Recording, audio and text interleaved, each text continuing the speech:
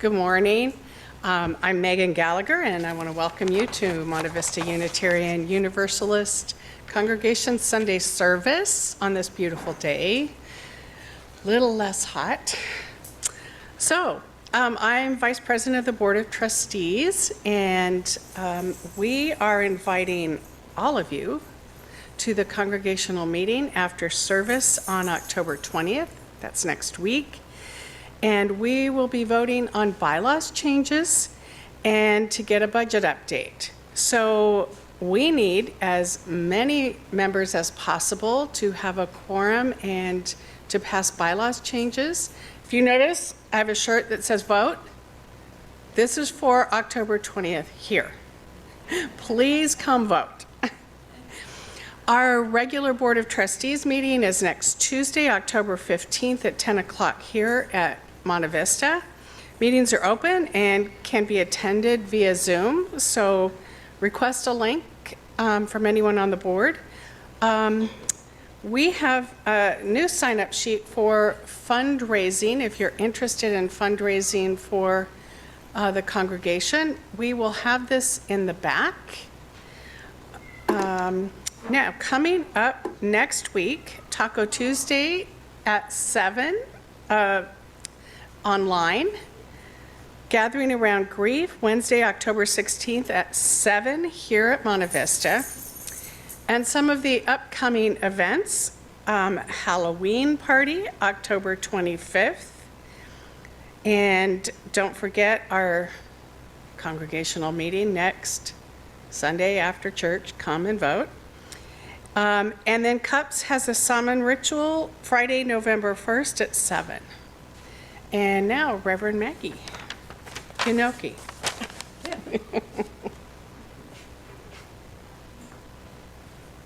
Good morning, everyone, and welcome to all of you on Zoom. I can't tell by my screen how many we have, but usually there's 10 or 11 remote sites that are tuning in to us, and those who are watching us on video. Thank you. And Roof and Meow. And I don't know, there's no turtle noise that I can. But we have a turtle here today. It's so exciting, so exciting. We open our service, as is our tradition, with the ringing of the bell, honoring yesterday.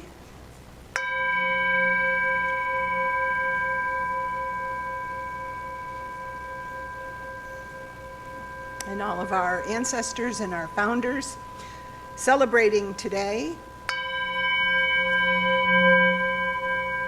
Those of us here, those on Zoom, and shaping tomorrow.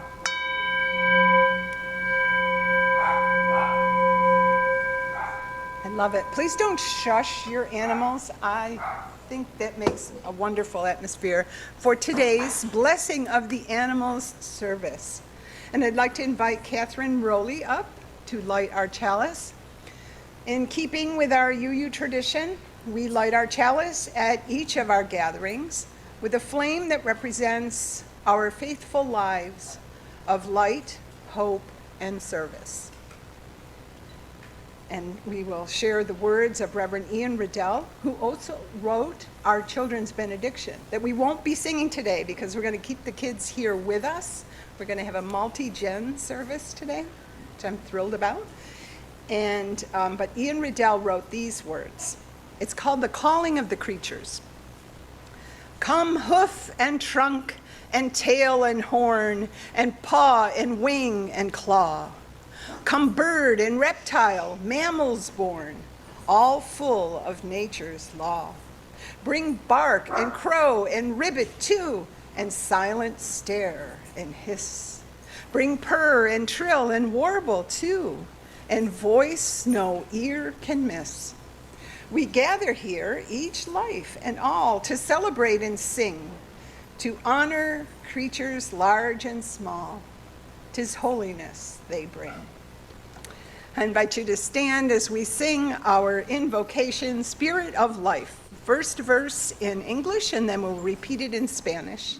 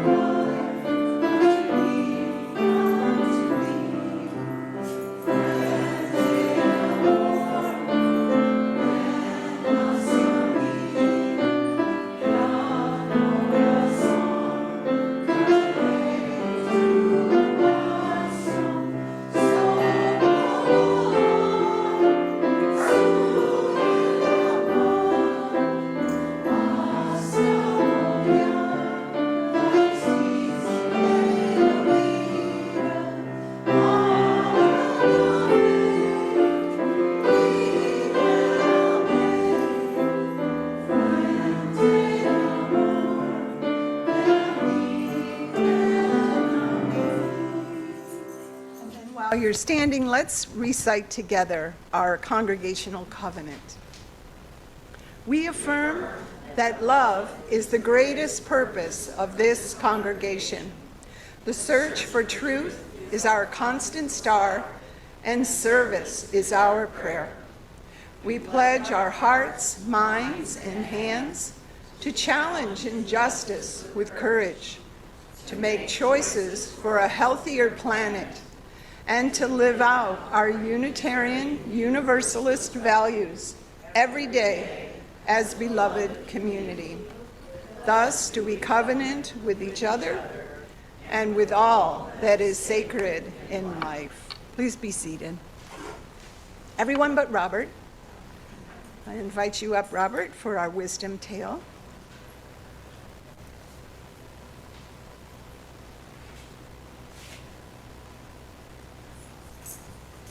Good morning, everybody. Good morning. Today's story is called Homer's Wings, and it's by Caitlin Cotter Culleberg. I don't know that it happened this way, but I do know that it is true. That long ago and far away, or more likely, quite nearby and recently, high up in the mountains, on a black cherry tree, an egg was laid on a leaf.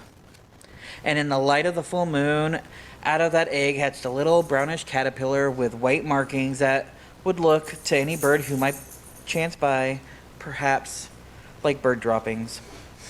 The caterpillar's name was Homer. Homer looked around in surprise and wonder to find himself alive in the world. "Better eat your egg casing, little friend," said a black and spiky caterpillar nearby. Homer did just that, and then turned to look to his new friend. "Welcome to the world," said the caterpillar, whose name was Alex. "It's delicious here. Try some of this leaf." Together, the two caterpillars munched on leaves that spring, through rain and sun, sunrises and sunsets. They laughed together at the antics of the baby birds and hid together under the leaves that the black spiky caterpillar had collected so that parent birds could not catch them. Alex taught Homer all he needed to know about life on a leaf: how to stay safe, how to munch, how to enjoy the feeling of the wind stirring the tree and the sun slowly warming the mountains each morning. Together they gazed each night up at the beautiful moon. But one day, the black spiky caterpillar started something totally new and different. "What are you doing?" asked Homer, as Alex carefully put down silk on the underside of a twig and the newest collection of leaves and began hanging upside down. "Making a chrysalis," said Alex. "A what?" "You'll see." And over the next couple of days, in the shelter of the leaves, the spiky black caterpillar shifted and shed its skin and became a strange, lumpy brown thing, hanging there, not making any conversation. What could this mean?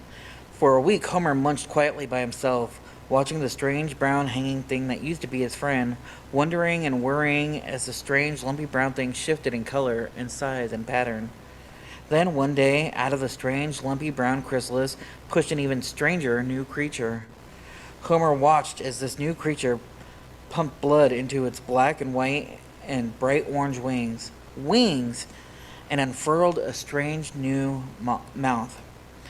"What?" cried Homer. "Who?" The new creature turned to look at him. "Oh, little friend," it said, "it's still me, Alex, the one you laughed and hid and munched leaves with and watched the moon with. But now I'm a butterfly, an admiral butterfly, to be specific," said Alex proudly. "But you changed," cried Homer. "You were as constant as the moon, and now you've changed."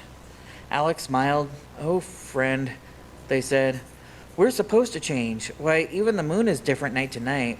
Sometimes we see all of it, and sometimes only a sliver, and sometimes we can't see it at all." "But I don't want to change," lamented Homer, scared and sad. "Change is part of who we are," said the butterfly, who was Alex. "And now our friendship must change too. I must fly away in search of flowers and other butterflies, and eventually I will fly south to stay warm in the winter. You must continue to eat and grow and stay safe from birds, but you will change too. Just remember, you are loved, and whatever your body does, you are a beautiful friend, and I'm glad to know you." And with that, Alex took to the sky. All that summer, Homer, the little brown caterpillar, ate and grew and hid and watched the moon. which did indeed look a little different each night. Homer became a bigger brown caterpillar. His white splotch turned into two little eye shapes, so he looked like a fearsome snake. No birds ate him. Day by day, the seasons moved towards autumn. Finally, Homer found his own safe spot to hang upside down and shifted into a chrysalis. This was scary, but Homer remembered his friend and was brave. All winter, the chrysalis hung there, safe and still. In the spring, Homer felt himself stir, felt his new body shift once again, and wiggled free to find himself with a new mouth and different shape wings, different shape and wings. Wings that were yellow and black and blue and orange and glorious. "Oh my," said Homer, the Appalachian tailor swallowtail, gazing at himself in wonder and delight. And then he took off into the sky, up towards the bright moon, bold as a bird, up the broad sweep of a spruce knob. Thank you.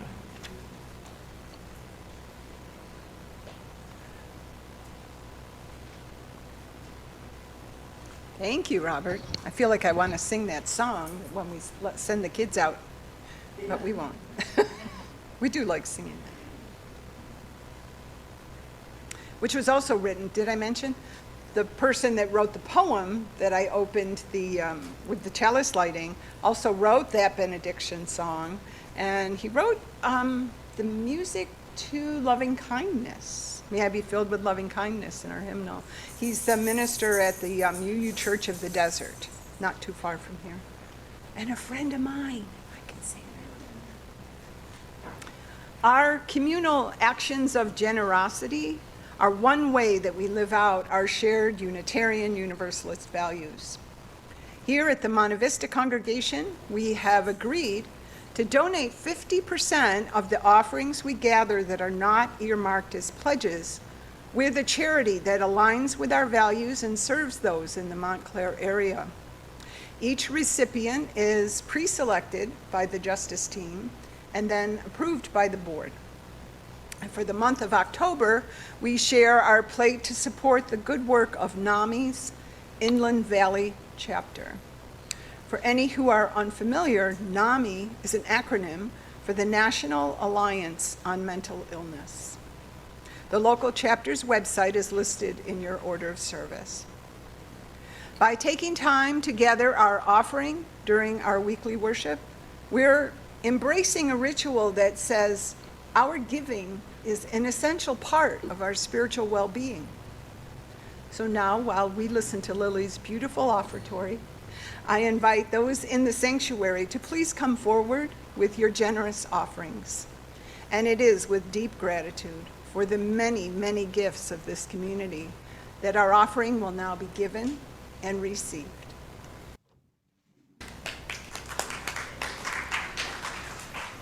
That's your sermon for today. All we need is love. It's great. Thank you. I love that version of it too. Really nice. Our joys and concerns are the things that we carry within us that get us through our day, the things that we carry, our sadnesses or difficulties, shadows, and our joys. Shine the light on those to bring balance into our life. But on occasion, our lives tend more towards one or the other.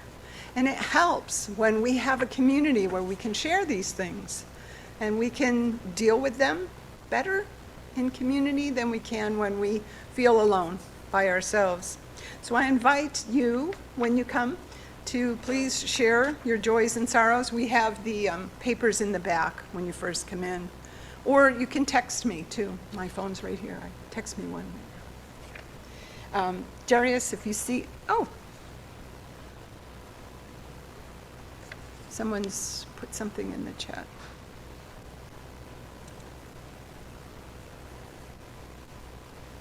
Okay. I have a joy that was in the basket from Alan Worley, who is not with us today because of this joy. That's one reason. And this says, 21 years ago today, October 13th, Letha and I met for breakfast on our first date. I know. I love that. Oh, let's do that again.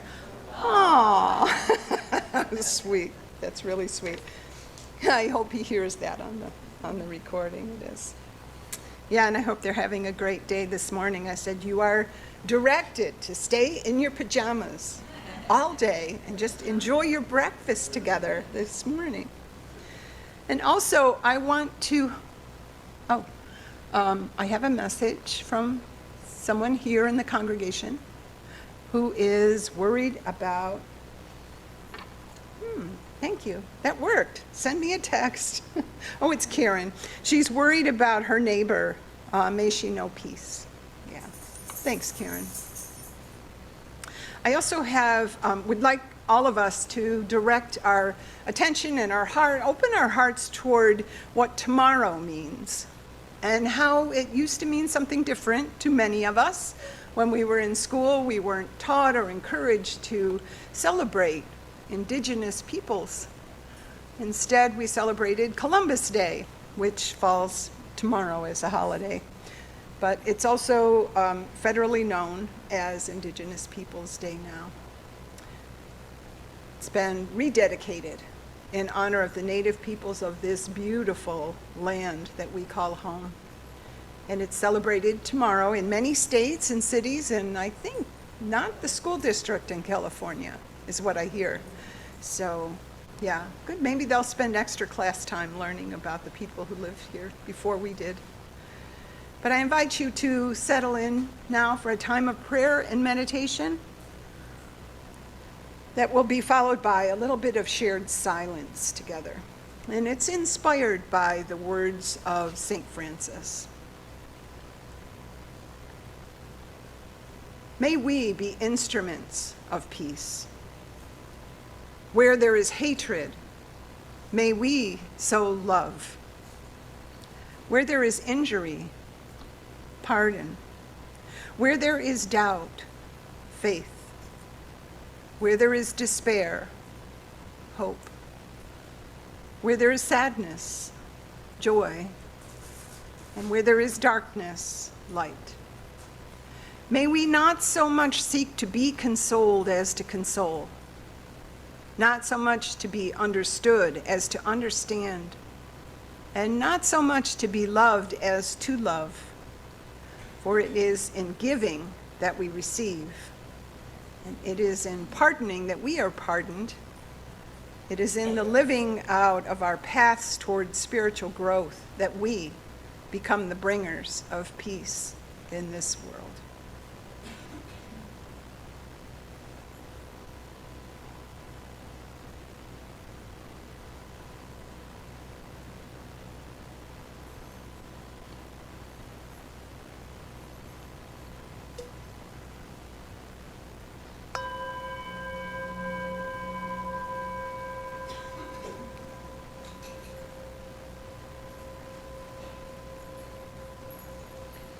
Now I invite Paula Campbell up to give us our storytelling for today.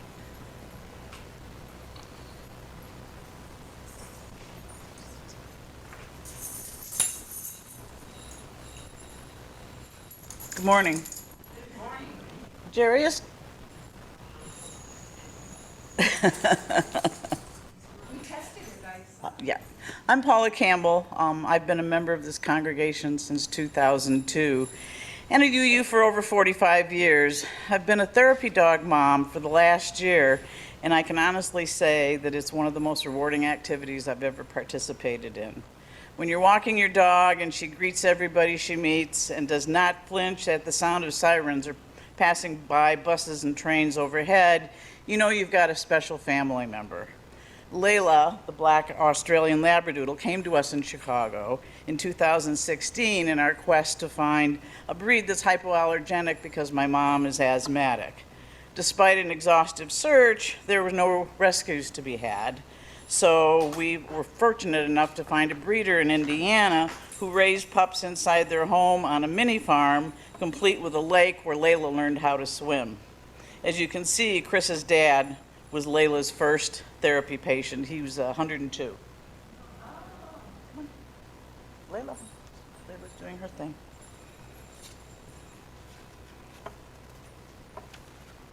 Are the timings playing? Okay.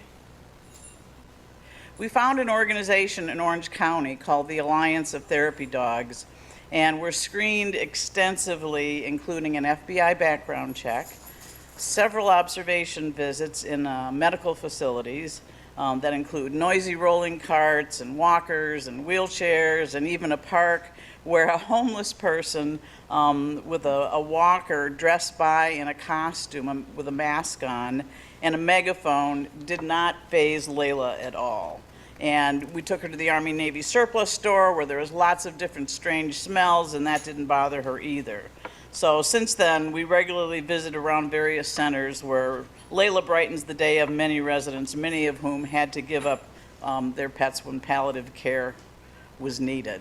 So, Layla, Snickers. We went to Camp Pendleton, and I initially hesitated, but I learned that a fourth grade class had tragically lost a classmate in a horrible car crash and needed several therapy teams to visit. My assumptions about what I would find there were totally disproven, and I found a wonderfully modern school filled with exceptional guidance professionals and even a resident therapy dog. As I watched the kids interact with the counselors, I knew that Layla, when she was left to roam in the room with 25 kids, would be her usual loving self. The kids wrote the names of the pups on the whiteboard that had visited that day, and they gobbled up the trading cards like they were prized possessions. I also learned that many of the kids had parents that were being deployed that week and were sad to see them leave again. So it's another good reason why we were there. And 2 weeks later, we came back and we went to the funeral and watched the kids throw paper airplanes into the ocean at sunset. Big kids need therapy too sometimes. Layla has been to several colleges during finals week and offered a head to pet or a paw to shake. UC Irvine's mascot, Anteater, was too tempting of a photo for several of us to pass up that day. The ATD does not allow us to take photos of minor kids or residents, and we must obscure their faces for privacy's sake or get a written release. We also do work at Rock Harbor Church in Costa Mesa. They have a foster teen program that we take the dogs to, and we also give them our old suitcases. So when we buy a new suitcase to travel, we take the suitcase to the foster teens group, and there are so many of these kids just come with a paper bag or a garbage bag, so they're always glad to have extra suitcases. One visit to an OC high school was to participate in a social justice program required from all graduating seniors. Some of you may have heard or know of Sage Hill School in Orange County. It's nationally recognized for its service learning program, which teaches social entrepreneurship and provides thousands of hours of student service. The young women that we were helping, our three teams of us that actually got to visit, presented a program about positive animal connections. Jaryus, is that slide? There we go. About positive animal connections and people. And boy, did I learn a lot from those kids that were teaching that seminar. As participants, we got to speak about the volunteering that we do, while the participants created lanyard knotted dog toys while they were listening and while they were petting the dogs, and they donated them to a local shelter in Orange County. And it's easy to see why Kobe Bryant and Olympics and baseball commissioner Peter Uberoth sent their kids to this school, and I applaud what they do to provide tuition for underserved youth. So it's not just the rich kids in Orange County that go there, they reach out to the community as well. The part of the Sage Hill seminar that taught me the most was their coverage of animals in prison. Dogs and cats rescued before they are euthanized from shelters and they're given to prisoners. Inmates provide protection, training, affection, and routine that both the animals and the incarcerated crave. Gang activity subsides, patient levels increase, behavioral focus becomes paramount, and emotional displays become acceptable. They share their space. Yes, there's litter boxes and feed dishes in their cells, but it's not so much of an issue. And making garments for the animals to wear is what consumes a lot of the creativity activity privileges. Interestingly, the animals change inmates every 30 days, and losing pet privileges is devastating to the point that participants maintain absolute compliance with rules and pet welfare. Inmates share pet preferences when they switch and brag when they teach them new tricks. The program has a waiting list in many facilities, and released inmates have been known to become professional dog trainers. So it's a great way to rehabilitate our prisoners. And the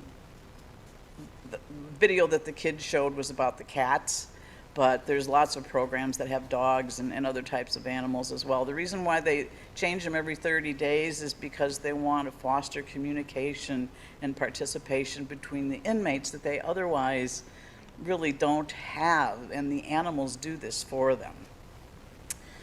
The organization that Chris and I found is called the Alliance of Therapy Dogs and has a holistic approach to pet therapy. And it stresses the importance of being an advocate for your dog. If a dog won't enter a patient's room, it's okay. You don't make them. When their tail hangs low or no longer wags, it's time to stop for that day.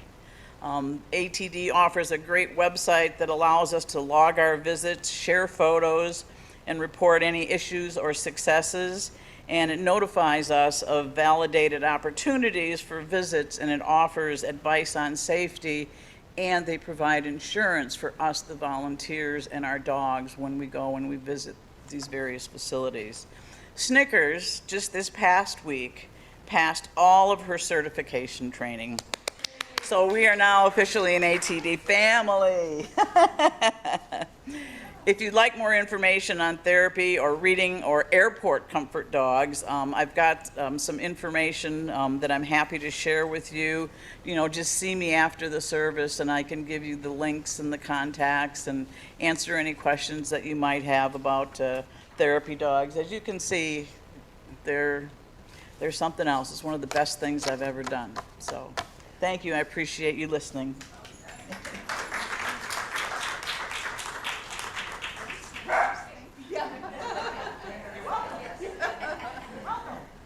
That's great. So we've got some special music now that we're going to sing.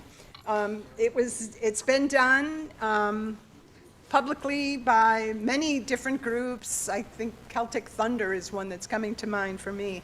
But it's one that we've sang together many times during this service. It's All God's Creatures Got a Place in the Choir. So Lily's going to play, and anyone from the choir that's here and knows it, please sing out loud to help us all sing. Yeah, please, do all the silly stuff. So let's stand and sing All God's Creatures Got a Place in the Choir.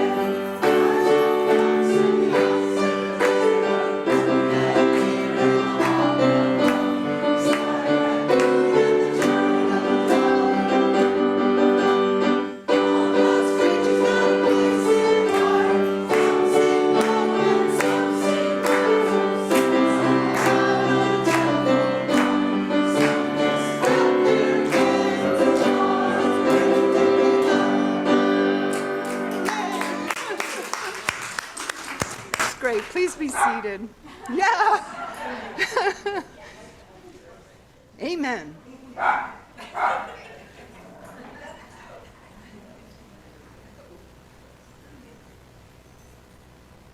For our ritual of remembrance, we're going to honor our beloved pets and just honor the way they have taught us so much and the ways that they've changed our lives. We have learned about unconditional love, responsibility, and sadly, they often teach us about death, loss, and grief. It is a complicated truth that our pets normally die before they're 20 years of age, and many die before that. Our rituals of grief for our beloved pets are ways of expressing the love we continue to have for them. And creating ways to continue to love them is a way of expressing our grief and nourishing our broken hearts, too. Some of us gathered here today have said farewell to their beloved animal companions recently. And to honor them and to help take care of one another, we will take some time now to build a remembrance altar in their honor. But first, let's have a prayer for our pets that have died, or as some say, crossed the rainbow bridge, which we have recreated here. Dear precious pet, our cherished companion, your life we celebrate. Your departure we mourn. Your memories we cherish. While we feel shattered by your death, we have so much gratitude for your life and for our privilege to share life with you. We carry you in our hearts, and we send so much of the love that we have for you out into the animal kingdom, out into the world, and out into the mystery of the non-physical. Amen. Bruce Coville writes that nothing you really love is ever lost. Not really. Things, people do go away sooner or later, and you can't hold them anymore, no more than you can hold moonlight. But if they've touched you, if they're inside you, then they're still yours. The only relationships we ever really have, the only love we really hold is the love that you feel inside your heart. And love doesn't die. If you have brought a memento from a pet of yours that has died, I invite you to bring it forward now and place it on our Rainbow Bridge altar. And in their honor, I invite you to pour some water from the container into the little dog dish bowl or pet dish that's up there. I won't limit it to dogs. And this is the water that we'll use later in the service to bless the animals that have come to be with us today. Oh, please come forward.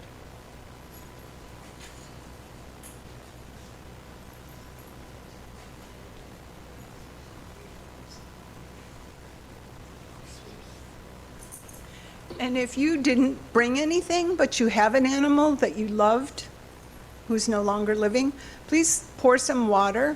Please come forward and pour water anyway, even if you don't want to leave anything on the altar.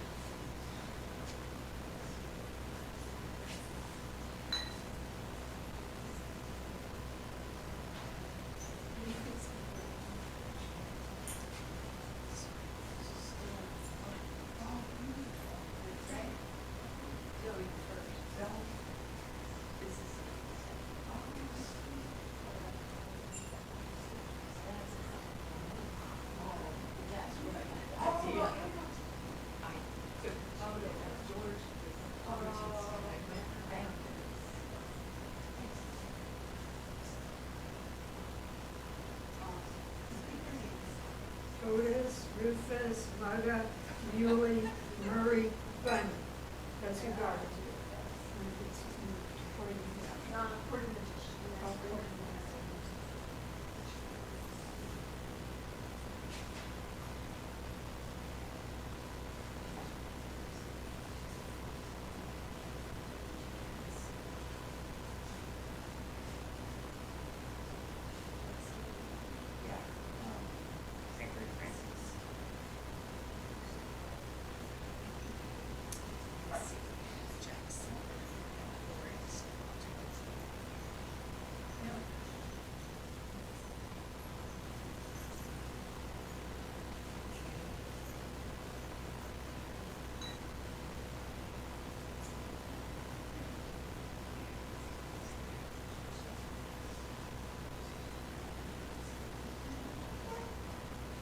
turtle, Ali.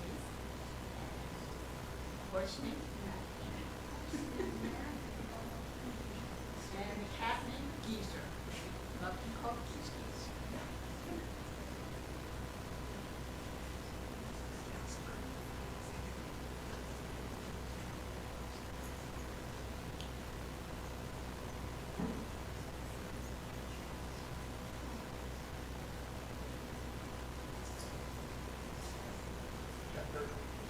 Pepper, Shaky, Coco, Furby, and Nick.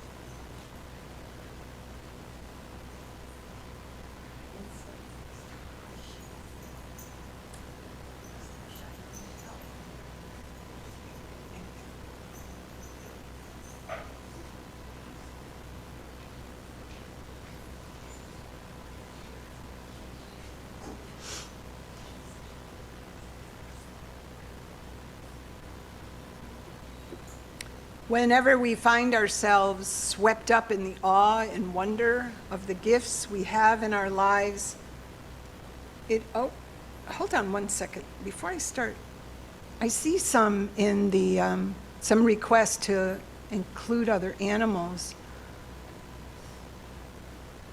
Jenny Parrott says, please include my cat, Ash, in your remembrances. Yeah, okay, Catherine will pour water for your pets. And Donna says, my hamster named Jungle. And me and my husband Mike's dog, it was his son's dog, and his name is Hennessy.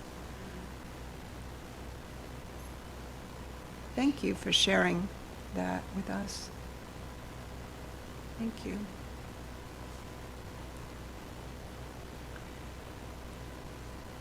It's helpful to set the perspective of gratitude by asking, how do we get to be so fortunate? As we celebrate the other than human sacred beings that we share this earth with, and that does include those who are not pets to any of us. We set aside our entitlement and we turn our two-legged supremacy of the species into a celebration and a respect.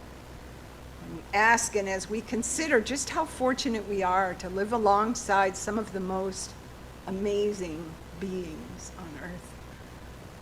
I think of that alligator who was chewing on the tire of a truck in the floods. I'm grateful for the writing prompt from Reverend Maureen Killeran to help us expand our vision and our gratitude. And for this gathering today, centering our hearts on the blessing of our animal companions, we give thanks. We give thanks for the beautiful ones, those whose fur is silky and whose tails are long, whose feathers are brilliant, or whose voices are splendid or squawky. Too early, as the parrots and the peacocks near Pasadena will say. We give thanks and blessing for the dangerous ones that we have as neighbors, our coyotes, bear, and the cougars, the silent bats that eat the mosquitoes, and the gathering communities of noisy crows and the mockingbirds that have no curfew. We give thanks and blessing for the frantic ones, the runts and the hungry who run for a food bowl at the sound of a familiar can opener. We give thanks and blessing for the obnoxious ones, the heads that butt against us as we're trying to sleep, and the bodies that refuse to learn discretion as they cough and suddenly make digestive gifts. We give our thanks and our blessing for those who bark and purr and growl and mew, and for all who squeak and squawk or snarl and hiss, and those that don't make any sound at all, like a turtle or a tortoise. For the animals unknown to us, those whose place in life's web is fragile, whose lives are insecure, and who need our intervention to be safe and to heal. For all who care for them above and beyond, and all who wish them well, we give thanks. Blessed are the animals.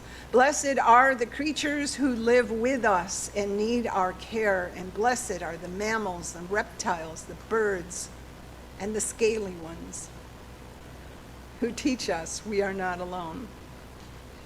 Blessed are all living things from whom we can learn and relearn what love really is, and how important it is to align with it again and always in our lives. Blessed be. Before we bless our animals, let's dedicate the water from the remembrance altar that we will use to bless them.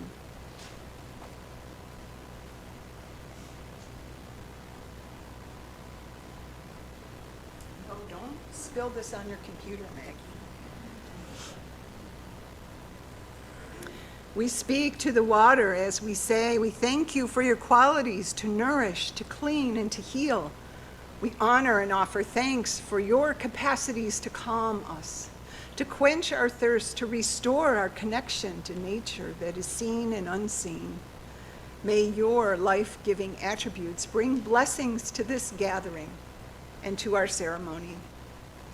So now, as you choose to participate, and wish to have a blessing on your animal companion with the water that we've dedicated, I invite you to come forward, and Catherine and I will bless the animals that are gathered here in line. Our response will be, we bless you and we're blessed by you. So we'll have a hand mic. Jaryus, if you could get that for me, please. And we'll invite the congregation to bless the animals with us as we speak their name into the microphone. So we bless you, and we're blessed by you. Catherine?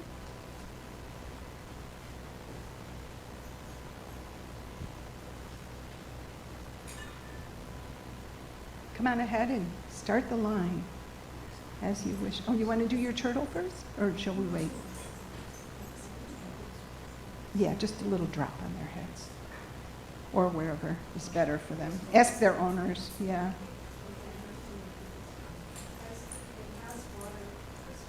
Here's the mic. We're going to say his name.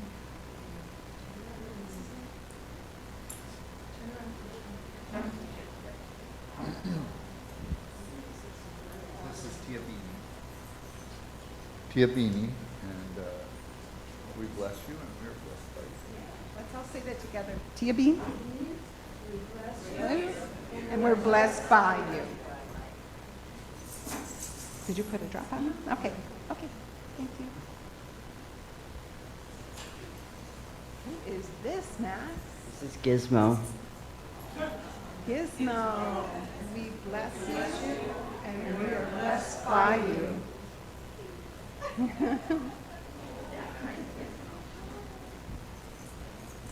And the petted pet.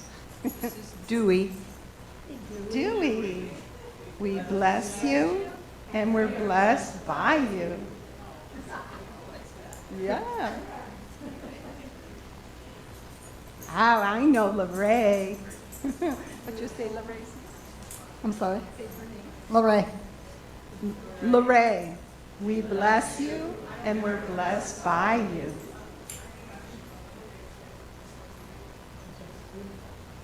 I know, she's, and we have a kitty. Zoe the second. Zoe the second. We bless you, and we're blessed by you. Thank you.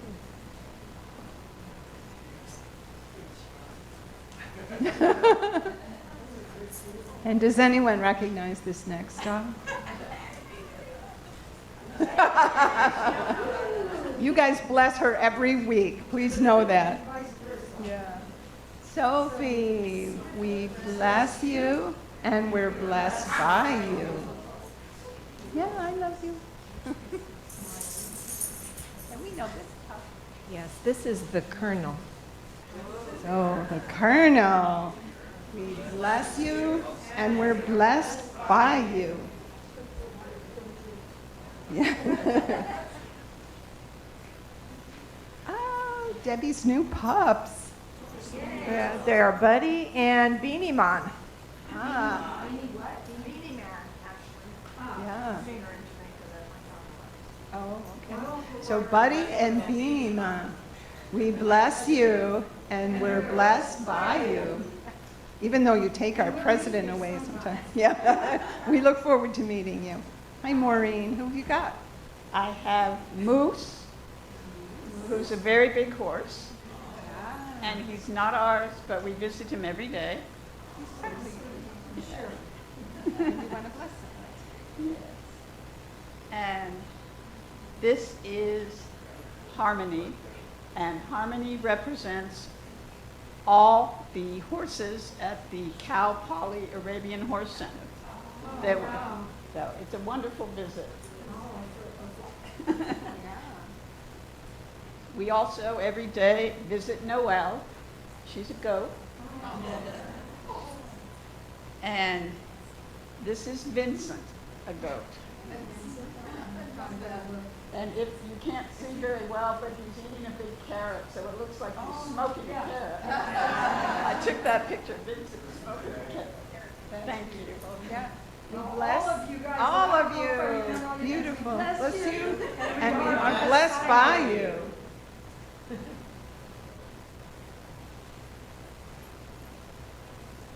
I don't know if you know, this is Snickers and Layla.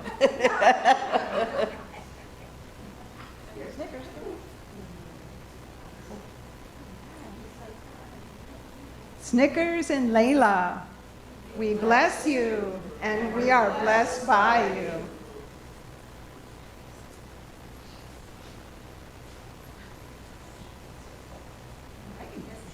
These are kittens 1 through 5, rescued from my husband's sailboat when we were preparing to evacuate.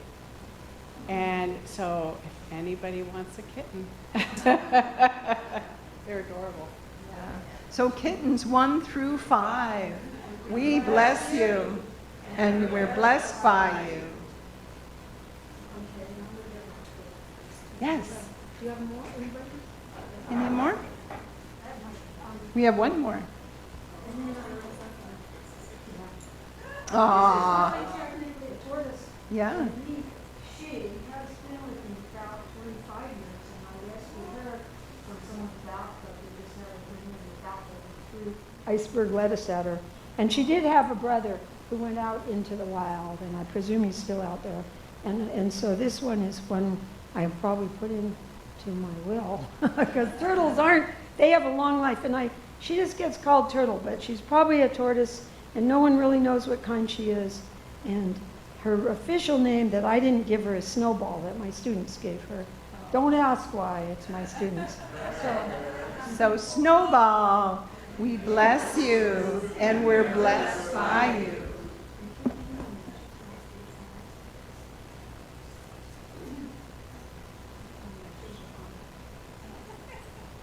Yeah, there's a little bit of anointing oil in the water, so I didn't want it to bother her, but it won't.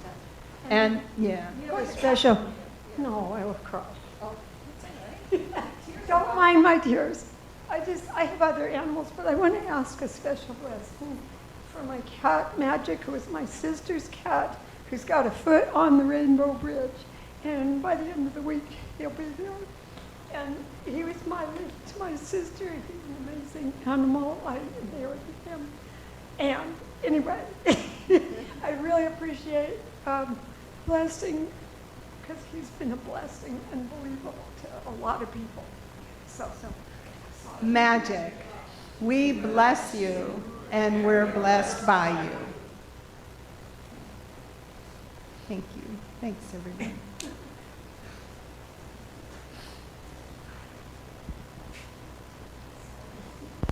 No, please don't apologize. Tears are welcome here, especially for such grief like that. Our sending song for today is All Creatures of the Earth and Sky, but we're only going to sing one verse, and then we'll extinguish our chalice. Please stand as you're comfortable and able. And our extinguishing words are in your order of service and will also be on the screen. Magic, there it is. Thank you, Jaryus.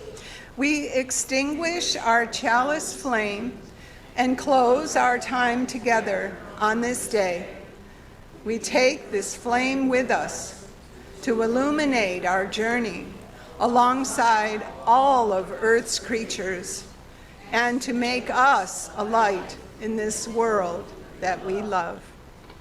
Please be seated. We'll enjoy the postlude.